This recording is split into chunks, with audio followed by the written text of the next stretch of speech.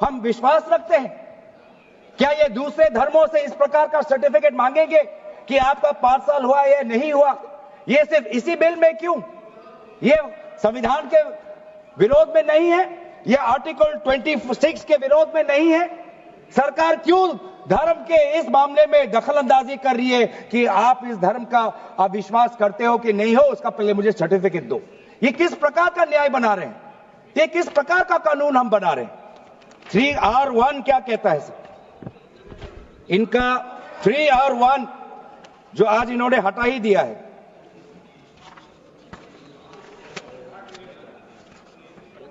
3R1 कहता है a waqf by user, but such waqf shall not cease to be a waqf by reason only of the user having ceased, irrespective of the period of such session. ये इसके हटाने की क्या जरूरत थी sir? ये हमारा बार बार विभिन्न जजमेंट के द्वारा ये पूरा वक्फ बाय यूजर और इसके बारे में विभिन्न जजमेंट आए सर। दिस एक जजमेंट पढ़ना चाहूंगा। M Siddique, Ram Janmabhoomi, Muslim law does not require an express declaration of a waqf in every case. The dedication resulting in a waqf may also be reasonably inferred from the facts and circumstances of a case or from the conduct of the waqif. तो ये बार बार ये विभिन्न judgement के द्वारा वक्फ और ये जो पूरी इनकी जो परंपरा है, विभिन्न जजमेंट ने ताकत दी और आज यही विभिन्न क्लॉजेस के द्वारा जजमेंट्स को भी और हाईकोर्ट के ताकत को भी ये कमजोर कर रही है। सर बोले वक्फ क्या है ये भी हमें समझना चाहिए। Waqf means the permanent dedication by any person of any movable or immovable property for any purpose recognised by the Muslim law as pious, religious, charitable. Sir आज ये क्या कहना चाहते हैं कि वही व्यक्ति जो प्रैक्टिसिंग इस्लाम कर रहा है 5 साल के लिए वही आ सकता है, जो इनका 3RA है और जो सेक्शन 104 था। आज इन्होंने सेक्शन 104 हटाने के पक्ष में कहा, लेकिन सेक्शन 104 यही कहता है कि कोई भी व्यक्ति वक्फ कर सकता है। तो यही तो हमारा सेक्युलर नेचर है कि कोई भी व्यक्ति अब वक्फ कर सकता है। अब ये जो अधिकार है एक व्यक्ति का, आप उस अधिकार को आप क्यों छीन रहे हो? सिर्फ ऑप्टिक्स सर, इनको बाहर दिखाना है कि हम ये बहुत बड़ा काम कर रहे हैं। क्या इन्होंने कहा कि क्लॉज 9C में ये कहते हैं कि 2 महिला को हम ये इंक्लूजन कर रहे हैं? ये पहले भी था सर। अगर आप 1995 एक्ट पढ़े तो ये पहले भी था, उसमें ये भी था कि 2 से ज्यादा सदस्य महिला हो सकती थी। इन्होंने तो 2 पे ही कैप कर दिया। ये पहले से ही था, ये सिर्फ दिखावा।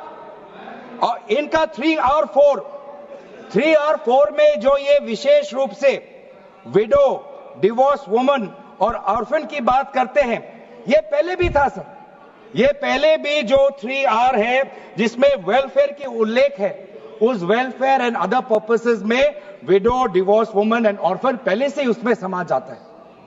लेकिन इनको भ्रम फैलाना है, इनको भ्रम फैलाना है कि वर्तमान का जो एक्ट है वो महिलाओं के खिलाफ है। इनको भ्रम फैलाना है कि वर्तमान में महिलाओं को कोई भूमिका नहीं मिलती, ये इनका काम है। लेकिन कानून में सर पहले से ही ये सारे प्रावधान है, वो चाहे किसी विधवा का संरक्षण हो या महिलाओं को और समर्थन देना हो। सर रिफॉर्म की बात करते हैं सर, इनका क्लॉज 33 में जो रेवेन्यू आना चाहिए वो रेवेन्यू उन्होंने घटा दिया।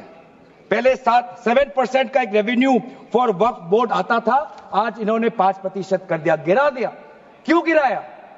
क्या आप नहीं चाहते कि वक्फ बोर्ड और अच्छी तरीके से चले? आप नहीं चाहते कि उसमें नई टेक्नोलॉजी आए?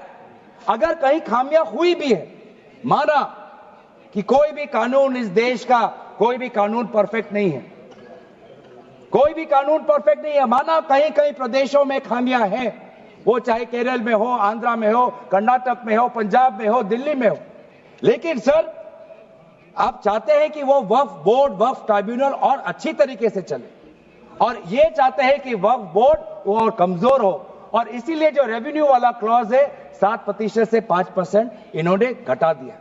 मेरा सुझाव, हमारे तरफ से यह सुझाव है कि 7% से 5% घटाने के बजाय आप 7% से 11% और इस रेवेन्यू को और इंक्रीज करिए। आज ये बात करते हैं कि ये रिफॉर्म्स ला रहे हैं। क्लॉज 26 पढ़िए sir, section 52A, section 52 clause 26। Clause 26 में क्या लिखा है? In section 52A of the Principal Act, in subsection 1, for the words rigorous imprisonment, the words imprisonment shall be substituted. Dilute कर रहे हैं सर। पेरेंट एक्ट बोलता था कि रिगरस इंप्रिजनमेंट हो, और अगर आप बार बार ये कह रहे हैं कि फलाना हो रहा है, धमकाना हो रहा है, तो आप इसको क्लॉज को क्यों कमजोर कर रहे हैं? सिर्फ भ्रम फैलाना है सर। मंशा इनकी कहीं और है। मंशा सर, मैं भी एक टिप्पणी देना चाहूंगा कि आज ये एक विशेष समाज के जमीन पर इनकी नजर है, कल समाज के दूसरे अल्पसंख्यकों के जमीन पर इनकी नजर जाएगी।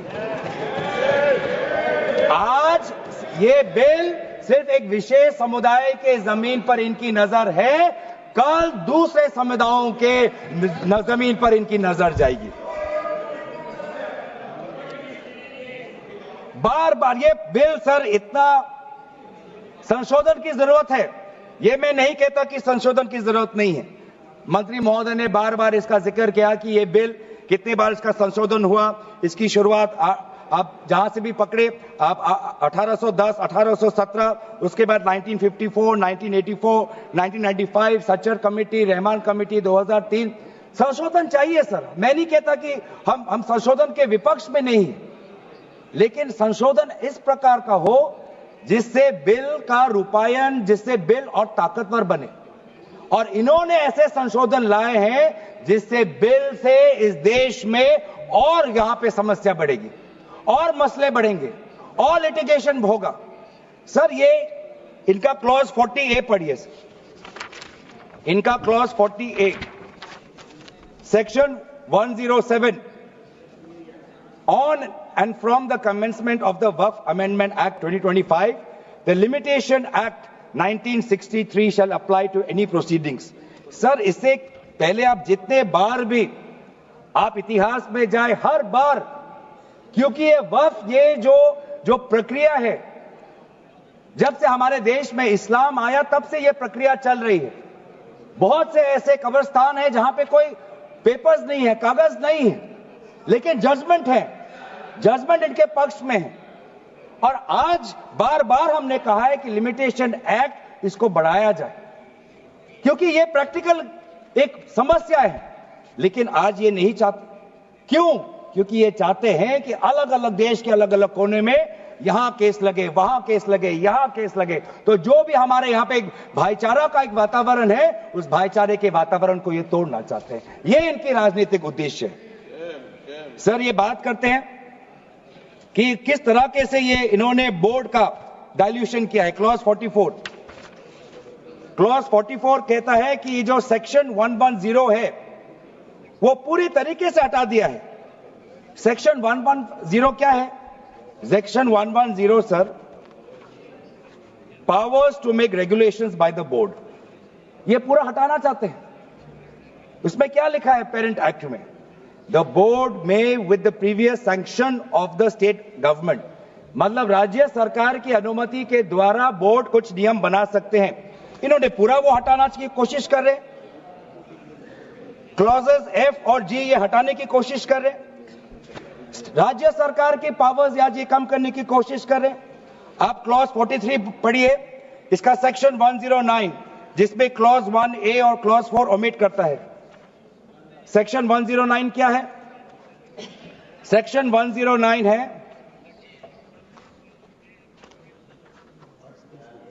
Power to make rules, the power of the state government to make rules. इसमें भी आप ये कटौती लाने की कोशिश कर रहे हैं।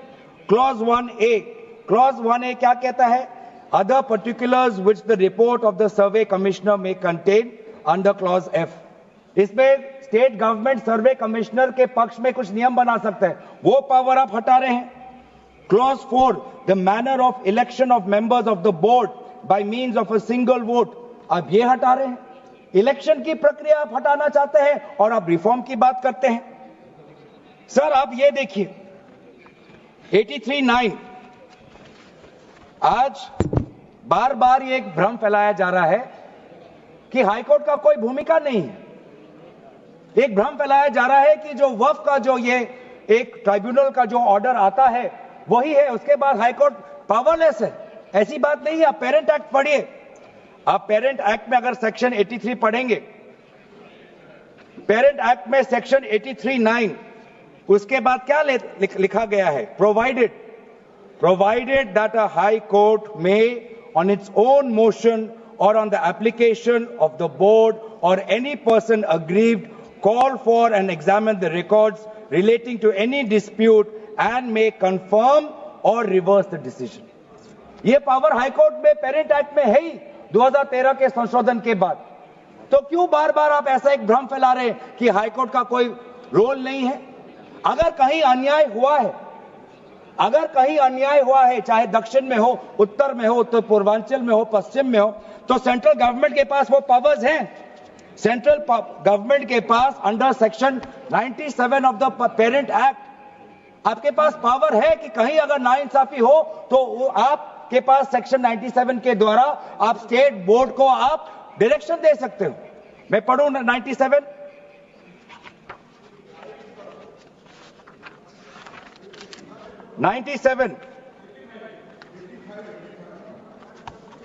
Directions 96 for the power of the central government to regulate secular activities of OCF. Powers 97 directions by state government subject to any directions issued by the central government under section 96. The state government from time to time give to the board such general or specific directions as the state government thinks fit. मैं जानना चाहूंगा, आपके बहुत जगह आपकी double engine की सरकार है, बहुत जगह आपकी डबल इंजन की सरकार है, कहीं कहीं आपकी सहयोगी दल की भी सरकार है। आपने पिछले 10 साल में कितने बार इस सेक्शन 97 का आपने इसका इस्तेमाल किया? कहीं भी आप अगर नाइंसाफी हुआ तो कितने बार आपने सेक्शन 97 का आपने इस्तेमाल किया? उसका बोलिए, फिर जाके बोलिए कि ये जो पेरेंट एक्ट है ये कमजोर एक्ट है। पूरी ताकत दी हुई है। अगर कहीं गलती हुई है, कहीं सुधारना है, हमारी संवेदना है, वो चाहे केरला में मवम की बात हो, संवेदना है हमारी, पर आपके पास भी वो ताकत है। आपने कितने बार इस ताकत को आजमाया? सर आज आप देखिए कितनी दुख की बात है। सेक्शन 64 क्लॉज 29 64 ये एक्ट सर क्या लिखा है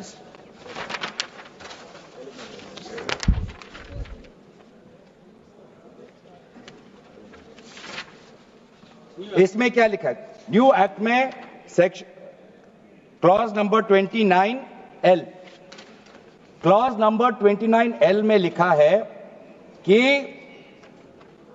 अगर is a member of any association which has been declared unlawful under the Unlawful Activities Prevention Act 1967, यूआपा आपने लाए, ठीक है।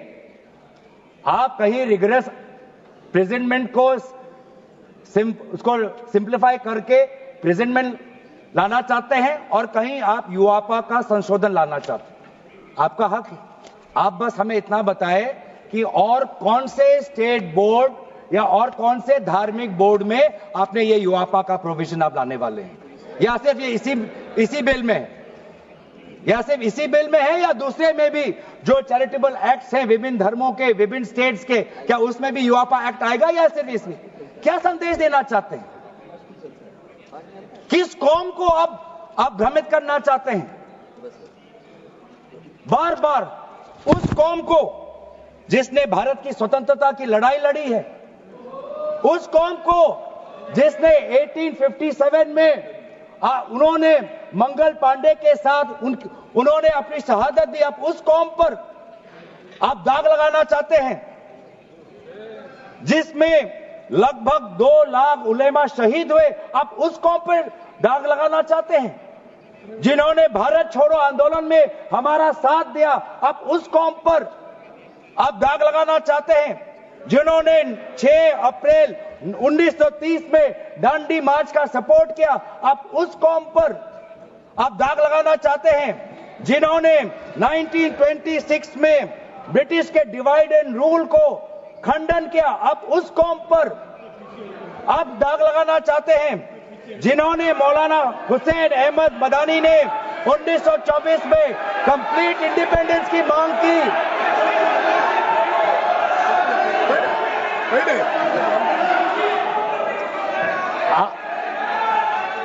जब आप लोग भारत छोड़ो आंदोलन का समर्थन नहीं कर रहे थे, उस कौम ने भारत छोड़ो आंदोलन का समर्थन किया। जब आप लोग अंग्रेजों को मर्सी पिटीशन लिख रहे थे, वो माल्टा में 3 साल और इजिप्ट में उन्होंने शहादत दी। आप किस कौम पर दाग लगाना चाहते हो? जिन्होंने 1924 में जिन्ना के 2 नेशन की थ्योरी को पूरी तरीके से नकारा, आप उस कौम पर लगा रहे हो। सर यही है इनका डिवाइड एंड रूल, यही है इनका डिवाइड एंड रूल। बहुत लोग पूछते हैं सर हमारा राष्ट्रवाद क्या है? सर हमारा राष्ट्रवाद, nationalism for us is being United in our shared love for our Bharat Mata and the mutual respect for her culture, language, dress, food and religion. It is the love for our national flag, the Tiringa, जिसकी सम्मान आपने नहीं की थी.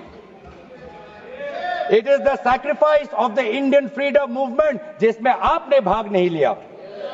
It is our thirst for knowledge, to seek excellence with limited resources, to be creative, to have the courage, to acknowledge the injustice of the past and have the wisdom to build new bridges. ये है हमारा राष्ट्रवाद, और ये राष्ट्रवाद आज हमारे संविधान में उल्लेखित है.